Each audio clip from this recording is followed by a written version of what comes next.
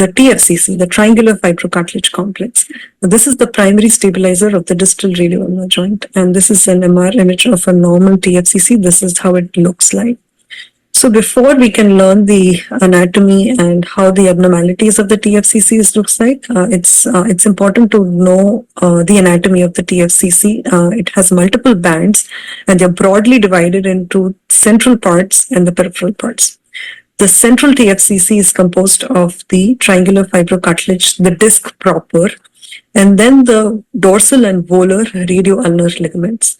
And the peripheral TFCC has the triangular ligament, which contains the foveal attachment and the styloid attachment. And in between those two bands, there is a piece of loose connective tissue, which is known as ligamentum subcruentium. And because it's loose connective tissue, it looks hyperintense on MR images and can be misinterpreted as a tear. But know that there is this normal high signal between the foveal and the styloid bands of peripheral TFCC. Then more laterally, we have the ulnar collateral ligament that is in flush with the extensor carpi ulnaris tendon sheath. And then there is meniscus-like tissue, which is known as meniscus homologue, again attached to the ulnar collateral ligament and ECU subsheath. There are two additional bands that extend from the TFCC to the carpal bones, the ulno-lunate and the ulno-triquetral bands. So all these bands together form the triangular fibrocartilage complex. Again, there are multiple bands and a lot of things to see on MR imaging. Okay, so let's first focus on the central TFCC. So again, that same example that showed the completely torn scapholunate ligament, because the other ligaments were nicely seen and they were normal. I'm using this example again. So this is your central TFC. This is how a normal TFC looks like. This is the disc, the biconcave, homogeneously hypointense disc. This is how it looks like on coronal images. And this is how it looks like on sagittal images. So that's that again, biconcave disc, the central TFCC, and the thicker dorsal and volar parts are the dorsal and volar radioulnar ligaments. Okay, the tear of these ligaments often lead to distal radioulnar joint instability. And then this is how the peripheral TFCC, normal and intact TFCC looks like on MR images. See the again sequential coronal images. This is the central disc here. Then this is the foveal attachment. Next to the foveal attachment, you see an area of high signal, that is ligamentum subcruentium. Then this is the styloid band. It's very difficult to get all the components in single coronal image because the orientation of these band depends upon the degree of supination and pronation of the wrist at the time of MR scanning. And it's difficult to get wrist completely in a neutral position. So often these bands will be obliquely oriented, either going towards slightly more dorsal side or the volar side, depending upon the degree of supination and pronation. And this, here we can very nicely see that ulno-triquetral band of the TFCC going towards the triquetrum. And further laterally here is the ECU subsheath with ulnar collateral ligament, and this is where the meniscal homologue is. This is a coronal video where you can look at different components of the TFCC.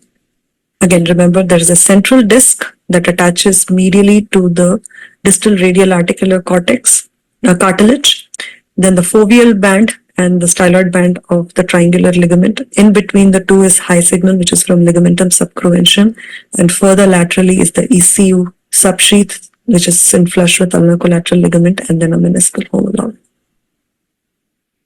Let's look at an example here. So, young basketball player with fallen outstretched hand injury and ulnar-sided pain. Again, the wrist radiographs looked normal. So, because ulnar-sided pain, the surgeon ordered a wrist arthrogram. And we typically start the wrist arthrogram by injecting in the radioscaphoid compartment. The wrist has multiple compartments, the midcarpal compartment, the distal radioulnar joint, the radioscaphoid compartment. We start with the radioscaphoid compartment, and if all the ligaments of the wrist are intact, if you inject in the radioscaphoid compartment, the contrast should stay localized to this compartment. In this example, the moment we injected contrast, it flew into the distal radioulnar joint space. That means there's a tear of TFCC that we can diagnose just purely on these MR, the fluoroarthrogram images.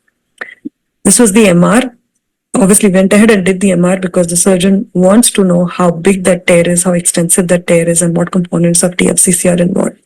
So here we see a nice big gap in the central TFCC. So this was a big central TFCC tear. We can see both on coronal and sagittal images. You can see that biconcave disc is missing and there is a big gap in the center.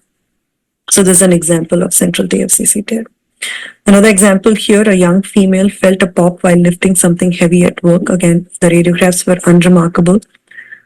We did an MR, and what does the MR show? The central TFCC looks pretty intact, normal biconcave disc. There's a lot of abnormal high signal in the region of peripheral TFCC. We couldn't individually identify. We can see some of the foveal fibers, but we couldn't identify a styloid band. A lot of edema around it. So we called it as a peripheral TFCC tear, and this is what the surgeon found on surgery. So this was an example of a peripheral TFCC tear. Another example here, a person with ulnar-sided wrist pain does taekwondo and developed this pain. And again, what we see is the central TFCC looks intact, but a lot of abnormal high signal towards its triangular ligament component involving the foveal and the styloid band. So this is also an example of a peripheral TFCC tear. So it's not easy to identify peripheral TFCC tears on MR. It's the MR accuracy for identifying peripheral TFCC tears is low as compared to the central band. So TFCC absorbs the ulnar-sided axial loading forces of the wrist. It's the major stabilizer of the distal radio-ulnar joint and the ulnar side of the wrist. Acute tears are seen with fall on outstretched hand injuries, and chronic tears are seen with repetitive overuse and also with ulnar impaction. The classification that's used for TFCC abnormalities is the Palmer classification. It's a long classification, but the important things to know are type 1 tears are the traumatic tears that are often seen in younger symptomatic individuals.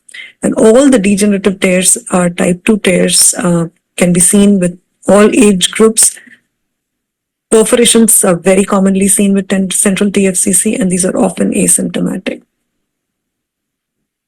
Another important thing to know is the difference between radial-sided, the central versus peripheral TFCC tears. MR has high accuracy in diagnosing central TFCC tears just because the disc is thick, it's easy to visualize, and any gap in the central band is easier to identify. These are the tears that are less likely to heal because central TFCC has less vascularity as compared to the peripheral components, and they're usually not amenable to surgical repair. Peripheral TFCC tears, on the other hand, are more difficult to diagnose on MR imaging. Arthrogram may sometimes help, especially in elite athletes where you cannot afford to miss a small tear. And they're more likely to heal because of better peripheral vascularity and can be surgically repaired.